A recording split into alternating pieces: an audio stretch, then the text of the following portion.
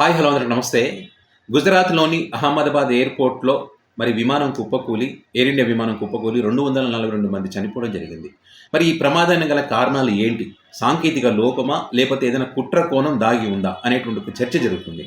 సాంకేతిక లోపానికి సంబంధించి ఒక 4 కారణాలు అయ్యుండవచ్చనేటువంటి ఒక ప్రాథమిక సమాచారం కూడా అధికారులు చెప్తా ఉన్నారు. పూర్తి స్థాయి విచారణ తర్వాత అసలైన కారణం ఏంటనేటువంటిది వాళ్ళు చెప్పేటువంటి అవకాశం ఉంటది. ఆ 4 కారణాలేంటి? ప్రాథమికంగా ఉన్నటువంటి కారణాలేంటని ఇక్కడ అదే కాకుండా కుట్ర కోణం ఎందుకు దాగి ఉందనేకి సంబంధించి కూడా ఆ విమానంలో ఎవరైతే గుజరాత్ మాజీ ముఖ్యమంత్రి విజయ్ రూపాని గారు ఉన్నట్టు ప్రయాణం చేస్తున్నటువంటి క్రమంలో కుట్ర కోణం కూడా ఉండి ఉండవచ్చు అనేటువంటి చర్చ కూడా జరుగుతూ ఉంది. మరి దర్యాప్తు జరిగిన తర్వాత కారణాలు ఏంటనేది పూర్తి సమాచారం మనకు తెలిసేటువంటి అవకాశం ఉంటుంది. ఇప్పుడు తాజాగా మనకున్నటువంటి సమాచారం ఏంటనేది మీకు వీడియోలో చెప్పే ప్రయత్నం చేస్తాను. అయితే ఇక్కడ ఏదైతే ఈరోజు గుజరాత్ అహ్మదాబాద్లో కూలినటువంటి ఎయిర్ ఇండియా విమానం ఏదైతుందో flight number A1171 Boeing 787/8 dream liner. ఈ విమానం కూలడానికి కారణాలు ఏంటనే దానికి సంబంధించి ఒక 4 ప్రాథమిక కారణాలు చెప్తా ఉన్నారు. అయితే ఇక్కడ ఇది ఏమంటారు, టేకాఫ్ అయినటువంటి 9 నిమిషాల్లోనే 825 అడుగుల ఎత్తు నుంచి మరి కూలినటువంటి పరిస్థితి. అది అక్కడ ఒక మెడికల్ కాలేజ్ ఉంది. ఆ మెడికల్ కాలేజ్ మీద కుప్పకూలడంతో ఆ కాలేజీలో ఉన్నటువంటి సుమారు 20 మంది మెడికోలు ఉన్నారంటే అక్కడ వాళ్ళు భోంచేస్తున్న టైం మధ్యాహ్నం 1 గంట ఆ ప్రాంతంలో భోంచేస్తున్న టైం కాబట్టి అక్కడ వాళ్ళ మీద పడిపోయినటువంటి పరిస్థితి. ఇక్కడ ఈ ప్రమాదంలో 242 మంది చనిపోయారని చెప్తా ఉన్నారు. అంటే ప్రయాణికులు, అందులో ఉన్నటువంటి ప్రయాణికులు, మరి ఇక్కడ మెడికోలు ఎవరైతే ఉన్నారో వాళ్ళు కూడా 20 మంది.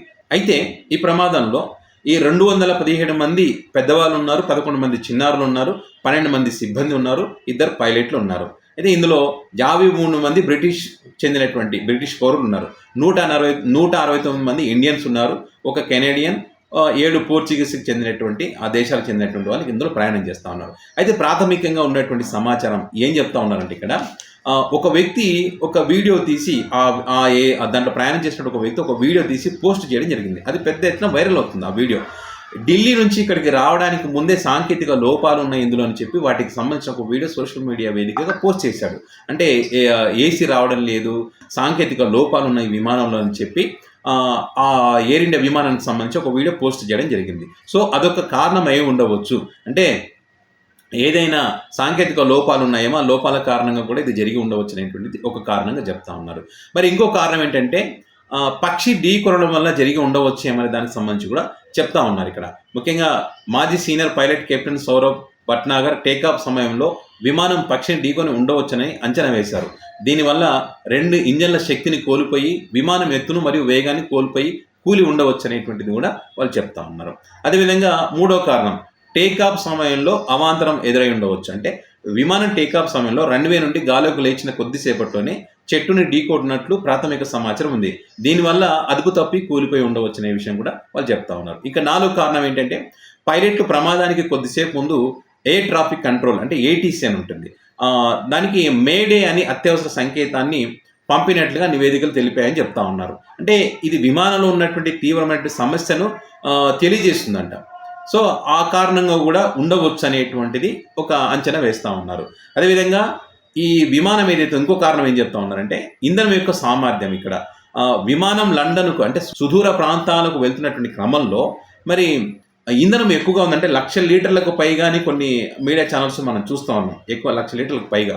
సో అది కూడా ఒక కారణం అయి ఉండవచ్చు అనేటువంటి ఇట్లా ఒక 5 కారణాలు అయితే చెప్తా ఉన్నారు. సో ఫైనల్గా ఏంటి, ఇక్కడ వీళ్ళు పూర్తి స్థాయిలో విచారణ చేసిన తర్వాత ఈ 5 కారణాల లేకపోతే ఏదైనా కుట్ర కోణం ఉందా అనేటువంటిది మనకైతే తెలిసేటువంటి అవకాశం ఉంటుంది. సో ఏదేమైనా కూడా 242 మంది చనిపోవడం అనేటువంటిది నిజంగా దురదృష్టకరం. మరి అది ఊహించినటువంటి ప్రమాదం అని చెప్పొచ్చు. ఇది ఇంత పెద్ద ప్రమాదం ఈ మధ్యకాలంలో ఎప్పుడు కూడా జరగలేదు, చూడలేదు కూడా.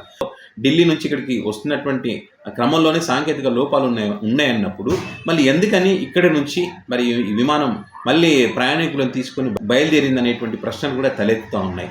దురదృష్టకరం ఏంటంటే ఇక్కడ ఆ మెడికల్ కాలేజ్ మీద ఈ విమానం కూలిపోవడం, అక్కడ పాపం భోంచేస్తున్నటువంటి 20 మంది మెడికల్ కాలేజ్ స్టూడెంట్స్ ఎవరున్నారో వాళ్ళు కూడా పాపం ప్రాణాలు కోల్పోయినటువంటి పరిస్థితి. ఆ మెడికల్ కాలేజ్ మీద కూలడం వల్ల ప్రమాదం యొక్క తీవ్రత కూడా తగ్గిందని కూడా చెప్తా ఉన్నారు. అంటే ఇంకా ముందుకు వెళ్ళి కూలిపోయింటే ఇంకా ఎక్కువ ప్రమాదం ఉండేదని చెప్పి. అంటే వెళ్ళిన 9 నిమిషాలను కూలిపోవడం, అది కూడా 825 అడుగుల ఎత్తు నుంచి కూలిపోయినటువంటి పరిస్థితి ఉంది. సో ఇప్పటికే ఈ ప్రమాదానికి సంబంధించి దర్యాప్తు అయితే మొదలుపెట్టారు. మరి ఆ దర్యాప్తులో ఏం తేలుతుందన్నది మాత్రం రానున్న రోజుల్లో తెలిసేటువంటి అవకాశం ఉంటుంది.